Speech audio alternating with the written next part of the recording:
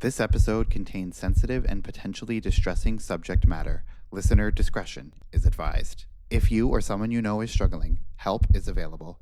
Go to findahelpline.com to access relevant services available in your country, or dial 988 for this 24/7 suicide hotline in Canada or the US. Please take care while listening.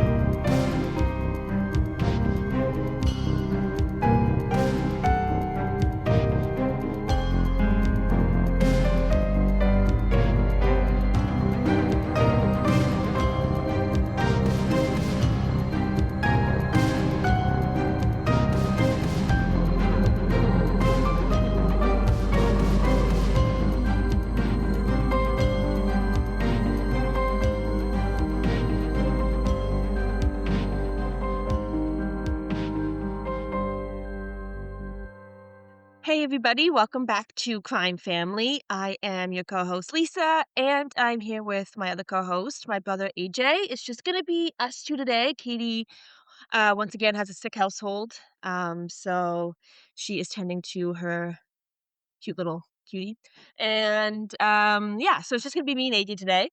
I will be telling the story today, and it is the case of Lindsay Buziak. AJ, I don't know if you know this case. Um, No. Perfect. So I'll just get right into it. So, Lindsay Buziak was 24 years old, and at the beginning of what appeared to be a promising future, she was building her real estate career in Victoria, British Columbia. And by late 2007, her professional life was gaining momentum. Friends and family described her as hardworking, ambitious, and social. At the time, Lindsay was living with her boyfriend, Jason Zalo. He was a mortgage broker who also held a real estate license. And so from the outside, the couple appeared stable and professionally aligned. So the story kind of sets into motion in late January of 2008. Lindsay receives a phone call from a prospective client based in Vancouver. The caller claimed she and her husband were relocating to Victoria and were interested in purchasing a home near the city. The requirements were specific. They wanted a three-bedroom, a three-bathroom home with an additional space for a housekeeper. And then the caller then added a detail that would intrigue any real estate agent.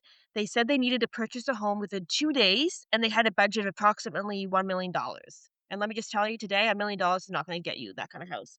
Despite the appeal of such a lucrative sale, Lindsay felt uneasy. She later tells her father and friends that something about the call felt strange. The client spoke English with a Spanish accent, but Lindsay suspected the accent might be fabricated. Although she could not identify a specific reason for her discomfort, she sensed that something was wrong. So, despite these concerns, though, Lindsay agreed to meet the couple for a showing on Saturday, February 2nd, 2008. So, on that day, February 2nd, 2008, Lindsay has lunch with her boyfriend Jason, and then they separate afterwards, with Lindsay heading to the showing and Jason attending to other business. Before ending their final phone conversation, Lindsay reportedly tells Jason, "I've got to go, the Mexicans are here," and this is just a phrase that she had used to describe the couple because of their accent. At approximately 5:30 p.m. on February 2nd, Lindsay meets the couple at a vacant 5-bedroom, 4-bath executive home listed for $964,000 in an upscale Saanich neighborhood, which is like a little municipality of Victoria, which is on Vancouver Island. So security footage later shows Jason and a friend leaving in Jason's Range Rover at approximately 5:30 to head towards the property because he's going to meet Lindsay there. So he had to drop off some contract papers to an auto dealer shop. And so that's why they separated after lunch. And then at 5:38 p.m., Jason sent Lindsay a text message stating that he was only a few minutes away, but that message was never opened. So Jason arrives near the house at around 5:45 p.m., and he later tells police that through the frosted glass of the front door, he could see vague outlines of people inside the entryway. It looks like two people. So believing that Lindsay was still with her clients, he chose not to interrupt, and he drove out of the cul-de-sac and onto the main road to wait for her to be done. But after approximately 10 minutes with no response from Lindsay, Jason returns to the house because he knows something is wrong. So he goes up to the door, him and his friend. He goes up to the door and looks in the window, and he notices Lindsay's shoes in the foyer, which was normal for her during her showings. But the front door was unlocked, which was not normal. So at 6:05 p.m., Jason calls 911, telling the dispatcher that his girlfriend was inside the house and not responding. And then, with the help of a friend, he forces entry through a side door.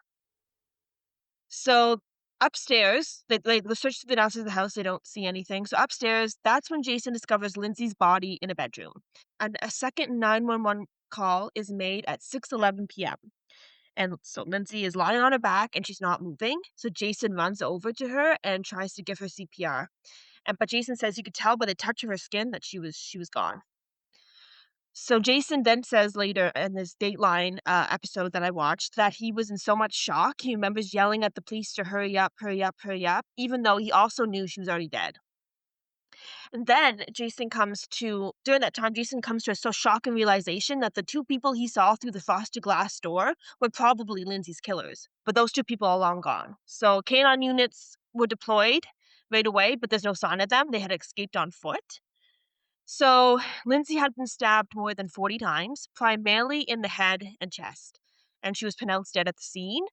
There was no knife left at all, and the wounds appeared to be inflicted by one person, which is something interesting that they could tell, or they could Yeah. surmise. How would they Yeah. know that? It's kind Yeah, of I weird.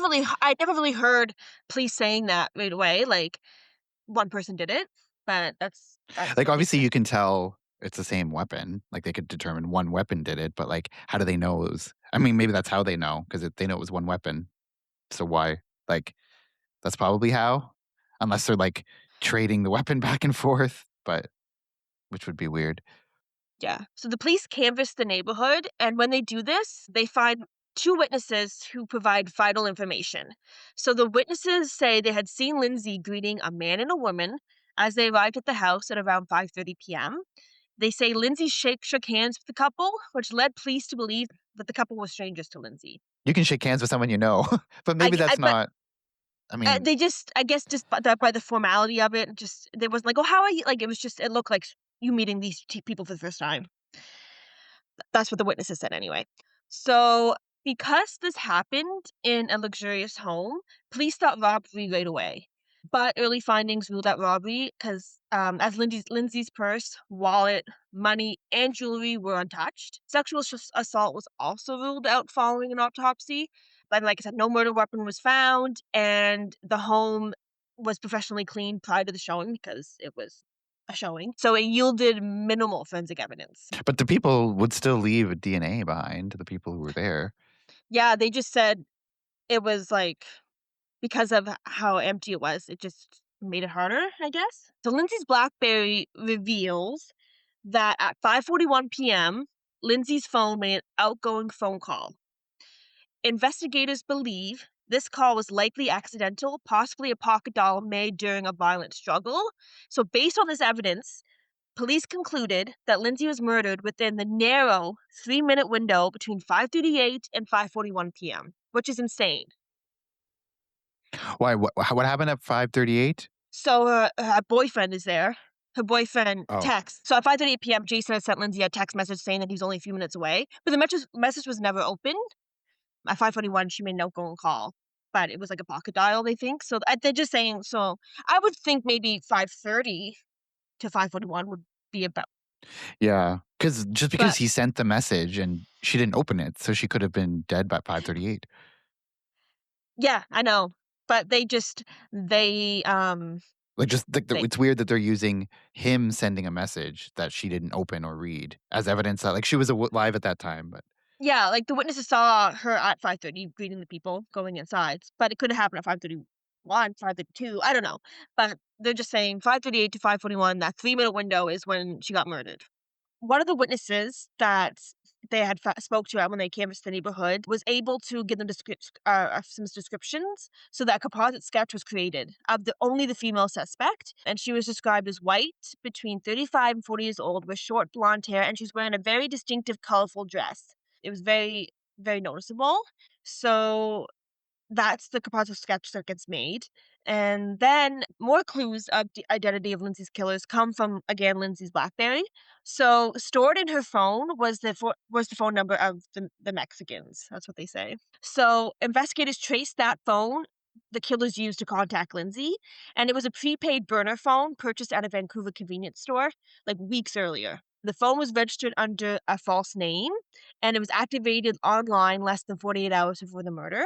And after Lindsay's death, the phone was never used again. So there was surveillance tape at this store, but by the time police inquire about it, it's gone. It was probably taped over or whatever. Like it's a new, it kind of resets itself after a week or so. And since the phone is a pay-as-you-go phone, there was really no registration. You can put any name online and boom, your phone is up and running. The name the phone was registered under was Paulo Rodriguez, which they figured was a fake name, and it was under a fake address. So the address was a real address, but it was an address of a random business. So this made their movements impossible, almost impossible to trace. So Vancouver's where the first two calls to Lindsay were made based off cell phone tower data. And police say half a dozen calls were made to Lindsay, but after the murder, the cell phone was never used again. So the police are saying either the killers were very good at what they were doing or they just got lucky. I mean, it Um, sounds like they were somewhat smart. I mean, they knew the steps to take to avoid, like, if you're going to the effort to like get a burner phone and then you're discarding that phone right away, obviously, you're being smart enough to at least do that. yeah, yeah. So the police say the couple may or may not have known Lindsay, but they did know how to carry out a brutal murder and then cover the tracks. The thought floats around that these two people could be professionals and had someone hired them or sent them. So maybe there was more to Lindsay's life than police were aware of. So they start taking a closer look into Lindsay's personal relationships. So Jason Zalo, which is was a boyfriend at the time, he was briefly taken into custody the night of the murder and questioned extensively. Extensively, like he got, it even said on one source he was arrested, like he was like arrested that night because they found him crouched over Lindsay, covered in blood. When the police arrived, he was crouched over her, covered in blood, because he said he had tried to give her CPR. So Jason was handcuffed, taken to the station. He was questioned for hours, and he was asked to give DNA samples before being released. And while some observers noted his emotional detachment following Lindsay's death, like her dad said he never once saw him cry or even shed one tear. Her friend said the same thing, not one tear ever from him. Despite all this, physical evidence and security footage and witness testimony supported his account of what he said, and in 2009, police officially cleared him as a suspect. Jason had told investigators that his relationship with Lindsay was a happy one, but turns out there was another side to that. So, in the last months of Lindsay's life, family say Lindsay was confiding in them about how she was thinking of breaking it off with Jason as soon as several real estate deals closed. So, 6 weeks before Lindsay was murdered in December of '07, Lindsay goes to Calgary to visit her dad, and she tells her dad that her and Jason's relationship was not working out. She tells her dad she made a mistake, she feels horrible about it, but she can't do it anymore. So no one knows for certain whether Lindsay actually told Jason that she was unhappy in the relationship. Several of Lindsay's friends, however, support the claim that she was dissatisfied and had talked about leaving him. Not long after making these remarks about how unhappy she was with Jason, Lindsay and Jason went on a post-Christmas ski trip with Jason's family. And following that trip, friends say Lindsay appeared to soften towards Jason, and the two planned to try to make the relationship work. When Jason was questioned about Lindsay's repeated comments to friends and family about wanting to leave him, he denied there was any truth to them. He said, "No, she never said that. That's a lie. They're lying." And he stated that Lindsay never said those things, despite multiple people close to her saying she had shared those concerns with them on several occasions. And it's just like, you automatically saying they're lying is just a little, it's like, I find that a little weird. Like, you could be like, maybe she did say that, and we were like, just admit that there were problems. I find that you being so adamant, like, everybody in her life's lying except for me. It's just a little weird. I find anyway, you know? Yeah. Yeah. Yeah, like, what would be so wrong with saying, "Yeah, she said Like, or that," maybe she or did tell her dad that she wanted to break things off for me. Like, she acted like it was so impossible. yeah, that's weird. Because, like, obviously, if he wasn't there when she was telling her dad, so he could've been, why wouldn't he just be like, "Yeah, maybe things were a rough patch at Maybe she that time. did. She probably," yeah. Or even Yeah, if he yeah, wasn't but really aware, but it's like, yeah, "Okay, oh, she well, said that." okay. Yeah, but he's like, "Nope, Yeah, never happened, never said she never said that to them." and, like, what would also be their motivation for lying about that? Like, in his mind, like, Like, "Oh, they're lying," but it's like, "Okay, well, why would they be lying? Do they don't like you for some reason?" I don't know.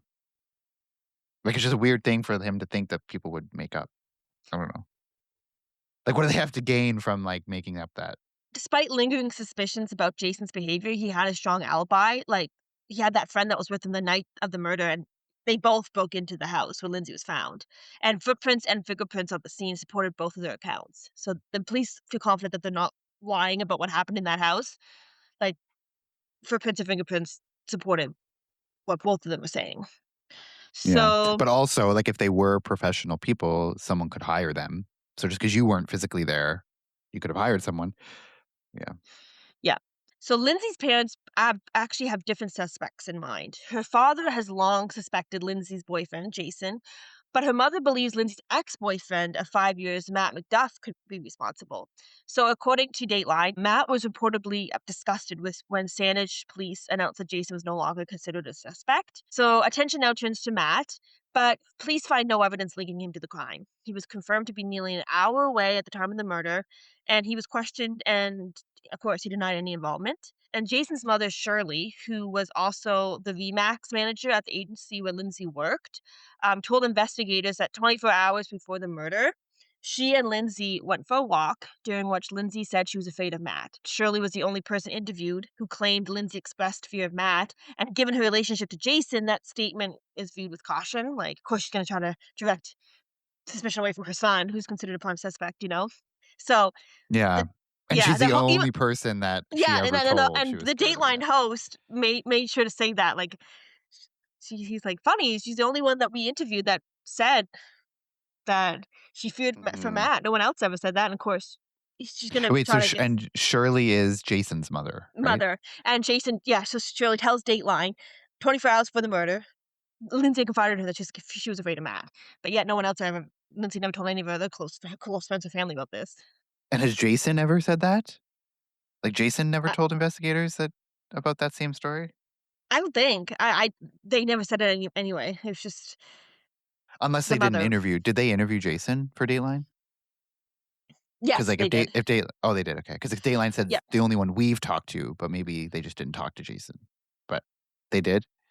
Like, but, like, he's saying the only person that we interviewed that mentioned it, so maybe Jason didn't even mention it. Like, maybe Jason didn't even know Weird. because it's 24 hours before the murder, and it was just Shirley and her that were walking, so maybe Shirley never told. I don't know, but they just alluded to the fact that, of course, like, But yeah, you'd think, like, if his you think him and his mother would have the same story. Like, if they were really trying to steer it away from him, like, her mother would be saying that, and he would also be, like, confirming that. Like, "Oh, yeah, she did say that she was scared of Matt." You know what I'm saying? Like, it would be weird for him to, like, not say anything about it at all, and then for her to say it. So, like, it's weird. Which makes me think, like, maybe I don't know, maybe she did say it because I don't know. I don't know. maybe she did, her But why friends wouldn't she did. tell Jason that? Like, it's weird for her to tell his mother that, but not him.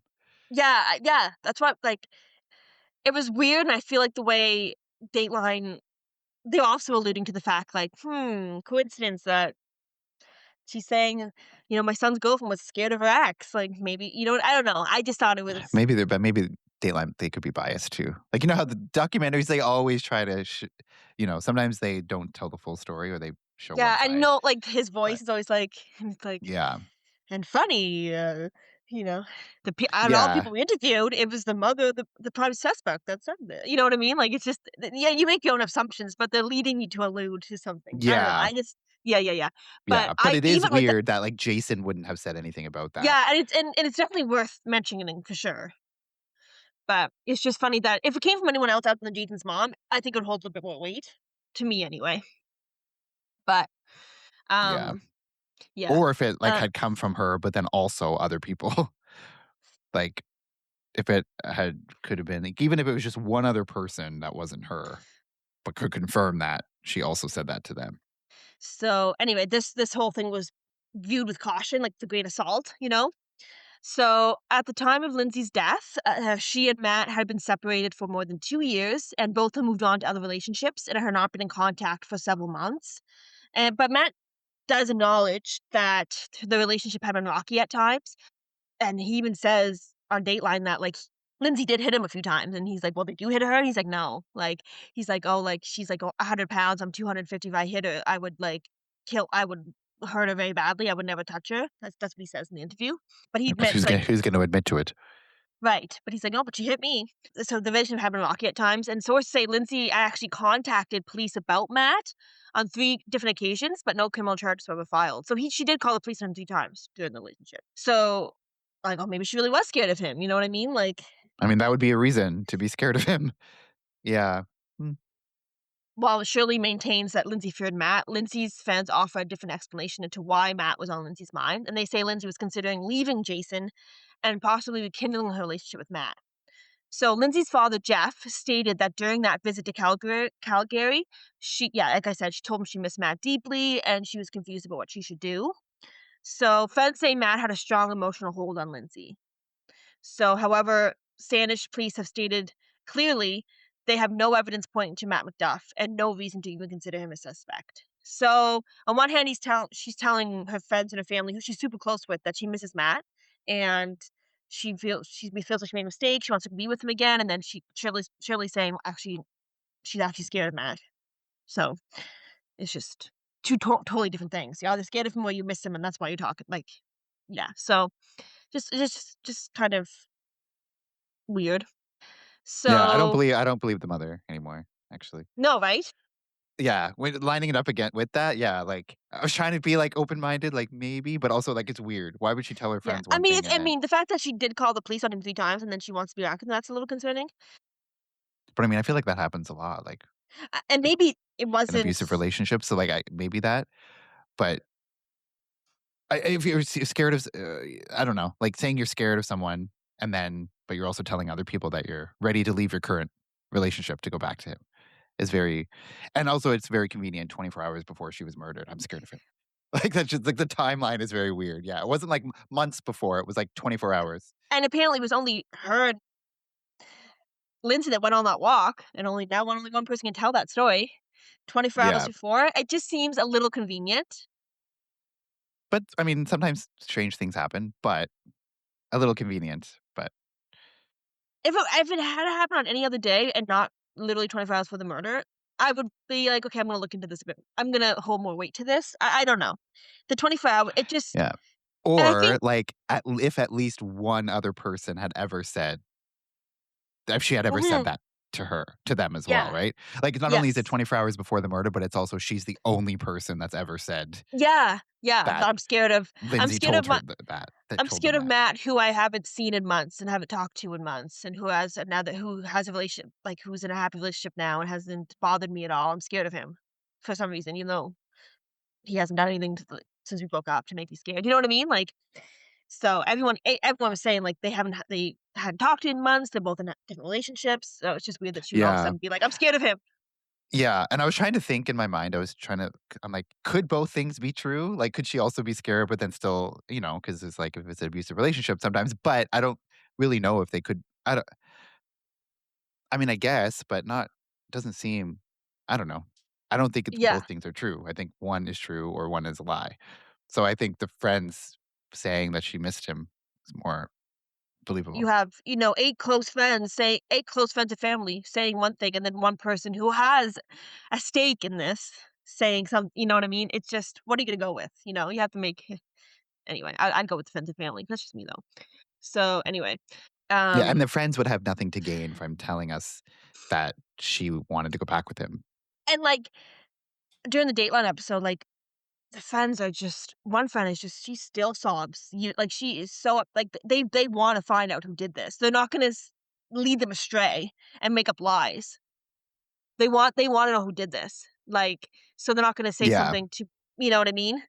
They're gonna be That's true. not someone who would want to not have suspicion on Matt by Exactly, saying, like "Oh, she was gonna leave Jason for him." Like, no, things were fine.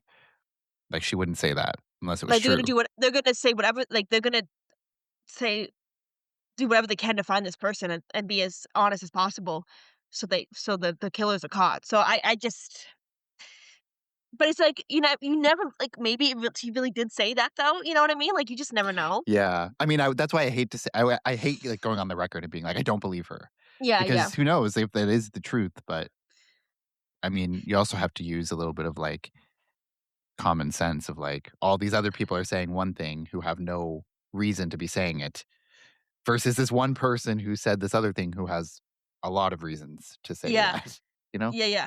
Yeah, definitely. So when police realize that the two closest men to Lindsay are clear as suspects, they have to widen the circle of suspicion. So, 2 years after Lindsay's murder, Sandwich Police grants unprecedented access to a team of experts brought in by Dateline. Like, Dateline actually contacts them, and they give Dateline all this access to all the files, and the team that Dateline comes up with, is made up of elite professionals, to look at the case. So one part of the person on the team was actually a detective from the Shonda Levy case. Another expert was a retired crime scene investigator from Las Vegas who actually inspired the character on CSI. And then the third expert that works on this case is a former prosecutor who has successfully put legendary record producer Phil Spector behind bars for murder. So these are like heavy hitters, these three experts. When they sit down to discuss the case, they talk about it on Dateline. All three experts agree that Lindsay had been specifically targeted in a well-planned attack. And they note that the striking, colorful dress worn by the woman at the scene appeared to be intentional. So remember, like, two eyewitnesses said that the dress that the dress wore was very eye-catching. So, the expert suggests that the dress may have been used to distract attention, since everyone could clearly describe the outfit, but very little could be said about the woman herself and the man. They just focused the dress was all they could remember. So they think that woman wore that dress on purpose. But just, like, Mm, so smart. that's smart, yeah. Yeah, yeah, like, they, That's like very smart. it was a colorful dress, but all I know about the girl, she had short blonde hair and this colorful dress. That's all they could focus on was the dress. Everything else, they don't really know. So that's why they think, like, "Okay, that was planned." Yeah, but then on the other hand too, it does stand out more. Like, if she wore something totally It basic, it was a gamble for sure to yeah, wear that. Yeah. but I mean, I guess it worked if, like, they can't remember anything Yeah. else about her, yeah. Yeah. Yeah. Yeah, I mean, very smart. So it does sound like Yeah. it's You someone don't hear that professional. often. You see Yeah, people, they're all cover up, they wear sunglasses to hide. This girl wanted people to focus on that dress more than anything, it seems. yeah. Sounds like a professional or someone who yeah, smart for sure.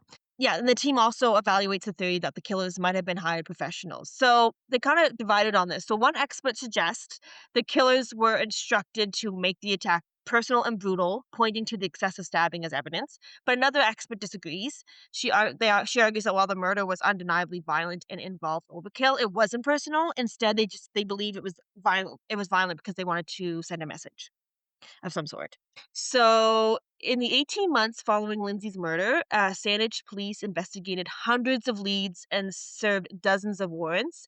And despite their efforts, they were no closer to identifying the suspects. What was a blonde woman between 35 and 40 years old with short hair, wearing that distinctive dress that everyone always talks about. And she spoke with a Spanish accent that Lindsay thought was fake, and she was accompanied by a well-dressed white man who was approximately 6 feet tall with dark hair, and that's all they have. If the theory was right and, like, she purposely wore that dress to distract, that's a smart person, so then you're thinking, "Okay, they're gonna also be smart enough to disguise their voice. They're also maybe she's probably a wig, like, that's probably just a wig." So, It's probably a wig. yeah. Um, So, like, you literally have no information about this person other than age, maybe. yeah, yeah, and they're white. They appear to be white. So the working theory that they go with for a while is that the killing was a targeted hit carried out by two people who knowingly they brought a knife to a real estate showing. So it was planned. This suggests that police may be looking for three individuals: the couple who committed the murder and the person who hired them. So investigators initially considered motives involving drugs or money, but police, along with Lindsay's friends and family, have consistently stated there's no evidence she was involved in any illegal activity. As the case remained unsolved, however, rumors began to spread. So some speculated that Lindsay was a witness in a drug case, or even they went as far to suggest that she was a police informant. And police have denied both claims. Though they acknowledged that a drug-related angle has surfaced during the investigation. And also, I mean, the police, you're not gonna admit that someone's an informant for you, so but Yeah, were individuals in Lindsay's circle who were involved in drugs and criminal activity. So this raised the possibility that Lindsay became too close to something she wasn't meant to see or overheard something dangerous. Police also point to an incident during Lindsay's last visit with her father in Calgary, the 6 weeks before her murder. During that trip, she reconnected with at least two men she had grown up with, and they went out and all that, hung out during that visit. And then 1 month later, one of those men was arrested in what police described as the largest cocaine bust in Alberta's history, 67 kilograms worth more than $6 million. So that's a, you know, just worth mentioning, I guess. Investigators have considered whether someone may have wrongly blamed Lindsay or suspected her involvement in ratting them out. Police have made it clear, however, again, that Lindsay was not an informant. And while the theory of a drug cartel ordered hit does gain traction, those three experts who discussed the case on Dateline say they do not believe the murder was cartel related. So And now also, and one thing I was gonna say is like you don't have to be a police informant to rat on somebody for that. Like she could have just been totally just not a police informant and just told someone she shouldn't have. some experts were saying they don't think it was personal, but now they're leaning towards maybe it was personal. So, 2 years after Lindsay's death, her mother makes a plea for information. The family initially offers a $100,000 reward, but with no arrests made, the reward was eventually withdrawn. And police admit that they still have no clear motive and no significant breakthroughs. And they've also stated they're not near close to solving the case. This is 2 years later. They have no idea. It's cold. So the unusually public nature of the investigation highlights how desperate authorities are for answers because, especially in Canada, police typically keep investigations quiet and close to the vest. So the fact that they're so vocal and they're like what they have public and asking for help, and it's very unusual. And so I think it just shows how desperate they really are. They have nothing to go on. All three experts ultimately agree that the person behind the murder was likely someone Lindsay knew well. But remember, witnesses saying it looks like those two people were strangers when they met outside the house.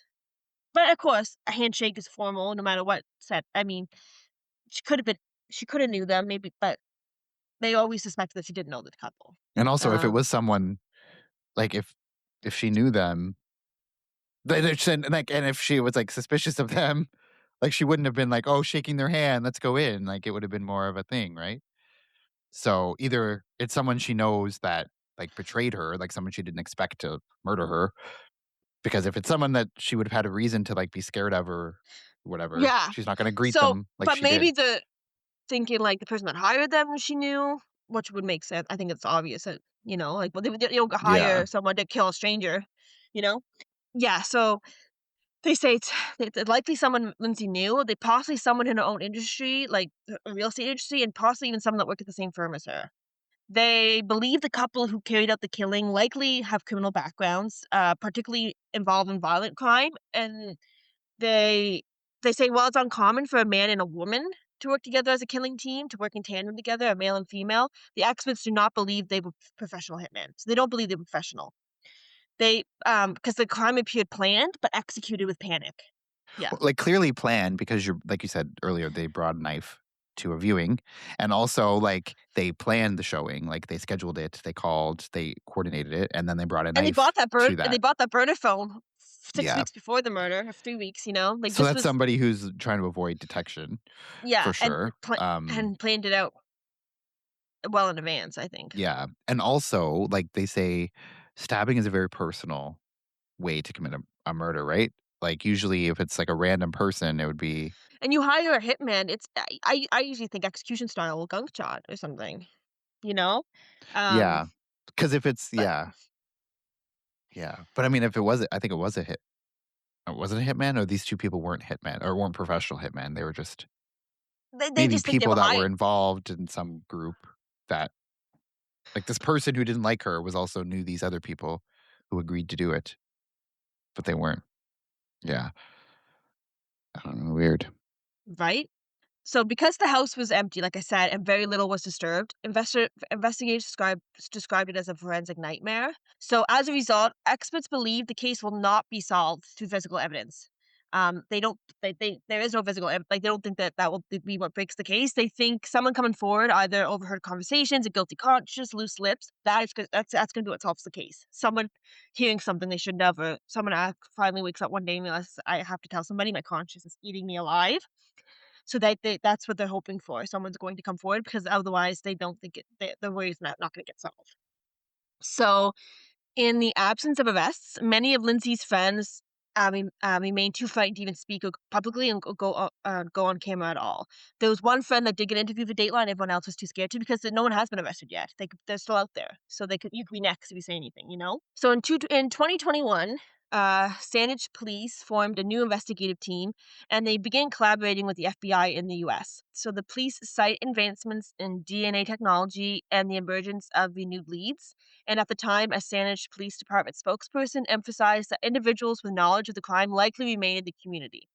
So he says, "We believe people familiar with with the circumstances surrounding this case remain close by." Like, and it's such and Saanich, and it's a very, very small community. It's a very small town, so they believe that the walking among you at the grocery store, at the post office, the people who did this, or the people who know.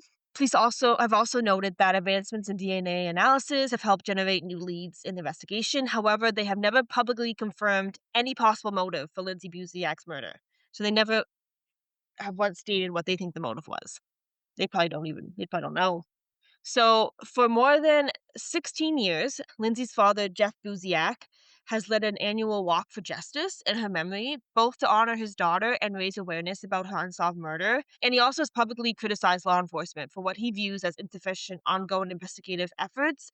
And he has spoken candidly about the severe emotional and physical toll the case has taken on him, including the need for triple bypass heart surgery because of all the stress. Again will lead the annual Lindsay Buziak Walk for Justice for the 17th consecutive year, and he has stated that he will continue this walk every year until those responsible are found and held accountable. He's saying he's going to find out what happened to his daughter if it kills him. He will find out before he dies, and it's just a matter of when. And he believes he's going to do whatever it takes to find him, and he wants to get his hands on himself, and he is convinced he will find it out, even if he's on his deathbed. He will find out what happened. So that's kind of actually the crux of the case. What do you think? Yeah, it's a weird one. And it's very hard too because if it is some type of organized crime or cartel or anything drug related, like no one's going to come forward. Why would you put yourself out there? I mean, yes, there's anonymous tips, but people have ways of finding out who ratted them out, right? Like you just wouldn't even want to test it. So, like, even if there's obviously there's people out there that know, besides like the people who did it obviously know, but then there's probably other people around them who know.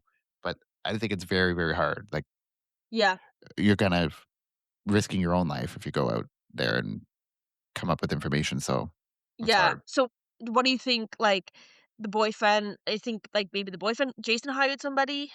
No, I don't think. I mean, based on the information that you shared, um, Hmm. no. I mean, he's sort of been cleared, like his alibi, like, or I guess he could Yeah, hire someone though, but no. I mean, I don't know. I mean, obviously it's possible, but I don't have anything in my mind to make me think that other than the mother kind of saying that thing, but like maybe she's just because doesn't anyone want to even like think it could be him or suspicious, right? They're like trying to put onto this other person. I first thought like, oh, how convenient. Like she goes away and then he has to attend to some business, and then he comes right after. I thought that was like, oh, like perfect time. You come right after the people leave, but security footage does show him at that dealership handing over a contract for his job, like he was where he said he was going to be. So I just wonder, like, if the couple, what would happen if Jason had gone with her? Like, both got out of the car and met the couple, with the couple of like maybe there'd be two dead bodies. You know what I mean? Like, Yeah, and I think, I mean, obviously there's no question. Um, I don't think obviously he wasn't there. Surveillance footage shows he wasn't there, but I mean, there's other ways to be involved, not physically being there if he hired them. But I also think that part of his story where he says, "Oh, I showed up and saw people through like the foggy door and thought she was still in the middle of it and left." Like, why would you like unless there's like footage of him pulling up at that specific time and then he has to come up with a story as to why, you know what I'm saying? Why he left? Because otherwise it's like, why would you make that up? You could just say, "Oh, I showed up at the end," or like, why would he say, "Oh, I showed up initially, saw people in there and left"? Like, that's a weird thing to make up if it didn't happen. yeah. And he said, like, I didn't want to be like a meddling boyfriend and like go up to the door and make like I just wanted to wait till she was done. So he left, but Mhm. her dad has criticized that, saying, why would you leave at all? Why not just wait?" Like, you saw but like, why not just wait in the driveway, I guess? I don't know. But he missed them by seconds, the people that got away, you know what I mean? And the police said they disappeared on foot. I mean, no one and the only 2 But witnesses. yeah, but I think too, like, to say, why would you leave at all? Why wouldn't you sit there? It's like, it's probably just like, it can happen, like, you show up, you're like, "Oh, she's still there. I'll drive around the block." Like, I don't wanna be sitting here waiting, like, maybe if she sees you out there waiting, she'll, like, rush, right? So you're just like, I'll Yeah. leave, go No, around like, the block, do she's whatever, and doing her come back." job, like, yeah, she's doing her job, Yeah, and she knows I'm here. I texted her. She didn't look at the message because she's busy. I'm gonna go down, get off the call with Zach, and just wait on the main road, and she'll text me when she's done. I mean, yeah. Like, I'm not gonna say yeah. yeah, like, He's like, "I me didn't wanna sitting seem out like I was." here is Yeah, kind he's of like, "I didn't wanna weird. seem like I was meddling or, like, I didn't wanna seem like I was, like, overbearing or something, so I just Yeah, or, gave." like, rushing Yeah. her, like, "Oh, I'm Yeah. here, I'm waiting," Yeah. Yeah. kinda thing. Like, so I think it's very normal Yeah. for someone Yeah. to do that, like, But it's just for weird that, like, the police say they disappeared on foot within minutes, but yet only 2 witnesses saw that, like, she was wearing that distinct dress, right? But no one ever came forward and said, "I saw a couple with a distinct dress walking down the street." They only saw them at 5:30 shaking hands, with Lindsay and going into the house. No one saw them afterwards. how do they know they left on foot? I don't know, that's what I thought too, like, how do they know? I feel like they wouldn't because if they had cadaver dogs in there or smelling, or scent dogs, like, you lose the scent when they get into a car. If they Yeah. left on foot, you could, like, follow them all the way down Yeah, where they went. exactly, but, like, no one there was no You mention of said they anyone had hearing any. dogs, right? Yeah, canine dogs canvassed and couldn't find them at all.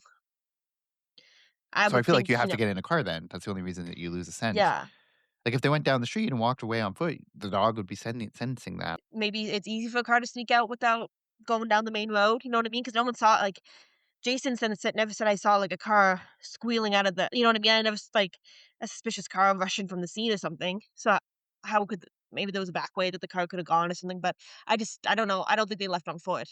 Maybe she, like, changed into different clothes so she didn't have that dress when they're walking down. But, That's yeah, why it's just it crazy. didn't stand out to anyone.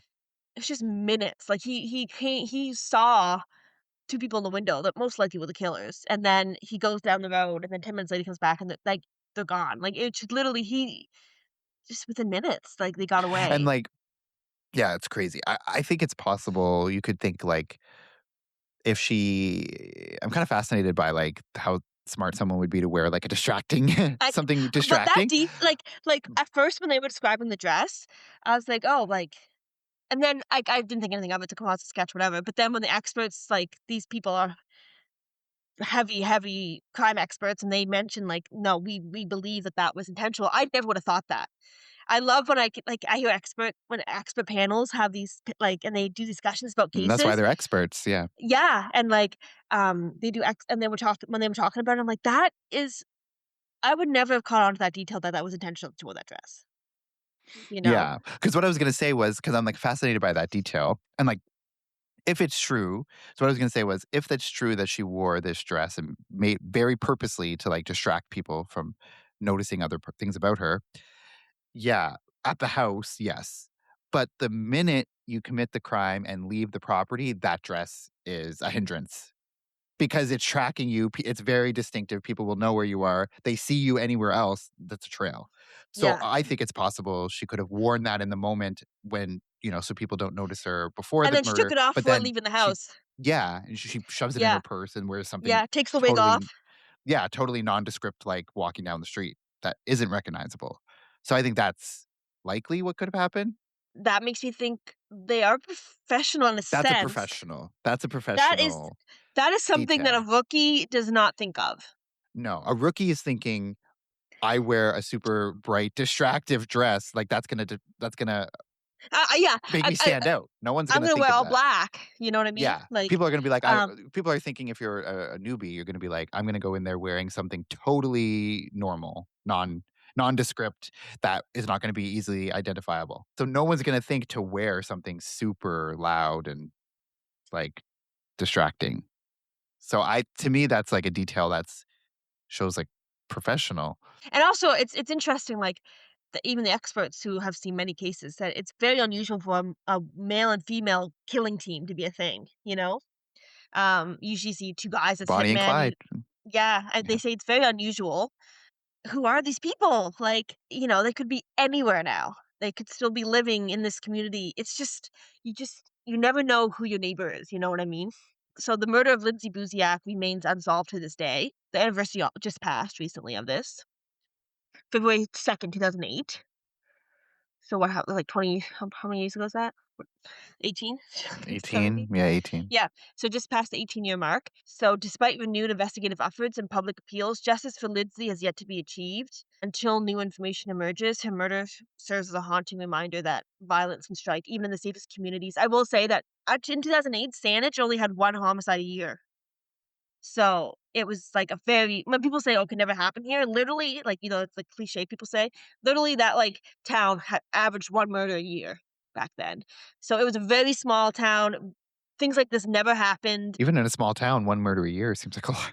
Like, could you imagine if there was, like, 1 murder in Pictou every year? Like, that seems weird. But So it's 18 years later, and they have no idea. They have no possible suspects, they have no leads, they have no motive, they have no idea. They're in the dark still. And so that's where it stands today still. that's crazy. It's kinda scary, like, Yeah. thinking, like, you're just a real estate agent, like, going to a showing, like, never trust anyone. Now it's, like, scared to be a real estate agent ever, like, go to a showing. Again, that is, like, something you don't think of. This is one very severe case, but it's just a mystery. It's another one of those cases that I go back to time and time again because, um, it's like, who did it? Like, the police are just dumbfounded. They don't even know where to start now. Like, they have no possible avenue right now. So I hope it gets solved. The dad says if it's his last thing, he's going to find out who does it. Like, that's his mission in life, and Unless they get, like, a tip from the public, that's that's what gonna, they like, say. reignite it. Yeah, they said forensic evidence is not gonna solve this case because there is none. It's gonna be someone who has a big mouth or someone who has a wakes up one day with a guilty conscience. That's what's gonna solve the case and nothing else. So I'm hoping someone wakes up with a heart one day and the Spanish community is asked to remember that day, Saturday, February 2nd, 2008, and anyone with information, no matter how small, can visit the Saanich Police investigation page or call the information line at 250-475-4356 or toll free at 1-888-980-1919. So that is the case of the murder of Lindsay Buziak, Crazy. right? So crazy. Crazy. I was hoping that where this was going was you were gonna say, recent developments." I just hate when these things go on for so long. Like, I feel so bad for the family, not knowing, is this the day that there's gonna be that tip that comes in, or And like am and I like never. you live in that neighborhood and everybody you see at the store, "Did you do it? Did you this person who's in this aisle, did they kill my daughter?" You know what I mean? Like, Yeah, you would go crazy with that, with the who is it. You wouldn't trust anybody, I think. I yeah. mean, Unbelievable trust issues, I feel. You'd yes, have to. yeah, yeah. Um, Questioning everyone, like, anyone that enters into your life, like, is this. It's just, you know, she she she obviously was targeted. I mean, they bought a prepaid phone and then they called her specifically, her number. They obviously probably got her number from a Remax poster. We see them all the time, real estate posters on benches and stuff. So it's definitely easy to get her number. But why her? Or Who all did? but or the person who hired them knew the number, knew her number, knew how to reach her, Right. But why her? Everyone was saying I mean, she had friends who did drugs, who doesn't? especially in a small town. Yeah, she wasn't into anything shady. She had no criminal record. She was not a violent person. She had no enemies. Why her? Then that's the question. I mean, you know, why is really why and who obviously, but like, or was it just yeah, why was she targeted, you Yeah, it's know? like, obviously it was targeted for sure, clearly But planned, yeah, and targeted. so but by who, you know? So the fact that it's targeted, there has to be something in her past that people didn't know about. Something, not saying she was involved in, like, nefarious, but she knew someone who knew something, or someone told her something they shouldn't have told her. Like, there has to be something there. Yeah. Because why else? Unless it was the ex-boyfriend that was just pissed and whatever. Like, Obviously, that's just my opinion, but getting her to a house, calling and saying you want this certain house and you need the house within 2 days, which is which is uncommon anyway, I think. And then it's such an elaborate if you wanted to kill somebody, it's such an elaborate operation to put together to kill somebody. I don't really know. I don't think the boyfriend and the ex had that much money to hire hitmen. I mean, they could be expensive, I'm assuming. Like, you know what I mean? yeah, $100,000. but if they're involved in drugs, like, they probably have lots of money. Yeah, that's true. But Yeah, it is sort of when you think about it, it's like a kind of an ingenious plan, like, it's a way to, like, leave less of a trail because it's easy access into a house, you don't have to break in. exactly. And the pool of Um, suspects is vast. There's a unlimited supply of suspects for someone who like anyone could go look, you yeah. know. And also an empty house where there's no furniture. For some reason, I don't see how that would hinder forensics. I don't know why that would make you not leave any, but the police said that was just a nightmare. That was an empty house. Yeah, like, but there's still doors, there's wall I mean, if they're wearing gloves but if they're wearing gloves, then it's like the lack of furniture isn't causing the DNA. There's no DNA, it's just because 'cause they're covering it up, so, like, they're wearing gloves, so it's weird. What would it be about having an empty room, empty house that would make it somewhat harder? I don't know, but we're not experts, obviously, so what do we know? But, The front door was locked, so they obviously got in. They went through another door. They didn't go like uh they probably went out a back door, something because like he must have shown up right after the killings. He saw the people in the window, and then him choosing to go down the street a bit to wait. I mean, that was a big mistake because he missed seeing who. I mean, maybe they could have escaped another way, but I don't know. He missed seeing who came out of the house. but I feel like they probably would have gone through the back way, like, even if there wasn't someone sitting out in the driveway, like, you just would, because why would you wanna be seen coming out of the front door, possibly? And the fact that the police think it was a 3-minute window that something happened to her, it's just they got away. They narrowly they narrowly escaped, I feel, you know? Like and they Yeah, disappeared minutes later, never to be seen or heard from again, you know what I mean? Like, the burner phone was never used again, and of course, the security footage at that convenience store wasn't when they bought the phone, wasn't viable. There was nothing there, like, when they went to view it. yeah. Yeah, they got really lucky, they just they knew every little thing, that they knew the security footage was gonna be deleted right away. They knew, you know what I mean? Like, I I really hope it hope it's gets solved. solved. Yeah, I mean, it's You a never mystery. know. You do never know, Yeah. like, I think I said this in another episode recently, like, I feel like there's been sort of or maybe it's just in my algorithm because it's a true crime algorithm, but I feel like there's, like, kind of been recently sort of at least, like, 3 or 4 things that I've seen on the news where it's, like, old decades-long cold cases are getting solved, Yeah, like, from new evidence or new whatever. genealogy is, like that's something they're really hoping for that will help. But, I mean, if there's no forensic evidence, there's no forensic Exactly. evidence. I mean But, yeah, but I'm still seeing, like, I think there was, like, a couple of months ago, I saw something where it's, like, this old, like, cold case from, like, the '60s in Toronto was recently solved, but there wouldn't have been DNA back then, and they still solved right, it. So it is right. possible without forensic or even if I think it was, like, the '70s or '80s, whatever, but still, not like it's not like recently where there would be DNA evidence, it's like things from pre-DNA evidence are still getting solved, so it is Which is possible. You crazy don't to need me. that evidence, yeah, Yeah, which is crazy, but maybe through yeah, genealogy, things like that. Yeah, I don't really know how, yeah. like, that works, but, I mean, there's definitely ways and, like, even if it's just not even forensic, but just somebody who wakes up with a guilty And just conscience. those people have been living life and no consequences and, you know, Mhm, or maybe they are in jail now for something else. oh, they di We or, don't know. maybe they died, he's hoping. So many things about this case stand out to a lot of people. The fact that it was a man and a woman together as a team. That's not very common, at least in the cases I know about. The dress is also something that I think will always be infamous with this case. That colorful dress. People describe it as white and black and either really bright red or pink all over it. Like a colorful pattern dress. And that's just what the first thing like the witnesses said. That dress, Which worked. And it So was smart. genius. It's so So genius. smart. I And never would have thought of I that. hope I don't want anyone to get ideas, any criminals to get any ideas. Yeah. But I mean, whatever. I mean, they will. Nothing we could do to say that. They're I mean, gonna yeah. I mean, but they don't need us sitting here on a podcast to get ideas. If they're losers who are planning something, they're gonna get ideas. but it's just like I haven't heard of that since, and I haven't heard of that before. You know what I mean? Like using But clothing, it is risky. using it It is is a risky. risk.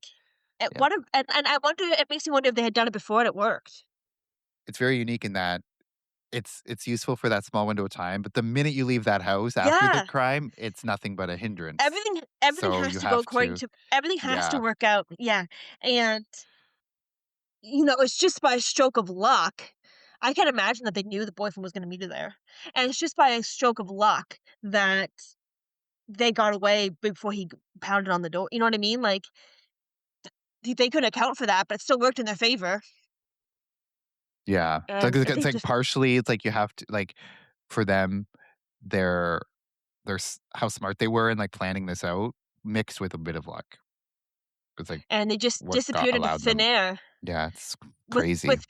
police were minutes behind them. I feel, and they just disappeared. No, they don't even have an inkling of who it could be. I mean, of course, they thought the boyfriends at first, but now it's like they have. From what I know so far, maybe they're working on stuff behind the scenes. But as far the latest up, like I think the last update was 2021 when they said new DNA. They hired the FBI from the USA and all that. There has been no other updates as who they possibly think it could be. So we'll just have to wait and see. It might never get solved, but I hope. I hope. But Yeah, I really hope those losers are found. Even if it's like 20 years from now, I hope it's not, but hopefully the parents find it before they pass. I just the dad for every year he travels to Victoria to do that walk. They walk from like the town hall to like the legislative building, I guess, and it's just a justice walk. But I mean, I hope, yeah, I hope they find the people who did this. And mm, I mean, I think there's three people, right? The couple and the person who hired them. They definitely were hired. I yeah, think so. unless they're just sick, sadistic people who just Like, let's just call this random. I see this real estate agent on this bench here. Let's call her and yeah. let's go kill her. And they didn't take anything. They didn't take like there was nothing in that house was empty, but they didn't take any of her stuff. No money. Her what money was there? Jewelry, everything was there. Nothing was taken. So they just killed for the thrill of it, I guess. Maybe there's just sick people out there. I mean, there is sick Oh yeah, people out there, but for maybe they just sure. wanted the thrill of it, like I no guess, reason. and she was just happened to be the first person they saw on a poster, Yeah, and looking for a house. yeah, It's just yeah, very sad. so sad. Anyone with information, no matter how small, can visit the Saanich Police Investigation page or call the information line at 250-475-4356 or toll free at 1-888-980-1919. And we'll put that in the show notes, and we'll link the page in the show notes too for you guys. But yeah, crazy. Yep. Yep. Crazy case. So yeah, that does it for our coverage of the Lindsay Buziak case. We hope there's a resolution at some point. That's all you can hope for at this point. If you enjoy listening to our takes or our opinions on cases, and you like the show, you can follow us if you're not already on Instagram, Facebook, TikTok. Just look up Crime Family Podcast on those apps, and you will find us. You can also email us if you have any feedback, any feedback on the episodes we've done or the podcast in general, or if you have any case suggestions or even theories about the cases that we've covered, you can email us crimefamilypodcast@gmail.com. And yeah, that's it for this week. And we will be back next week with a brand new case and episode. And until then, take care. Bye.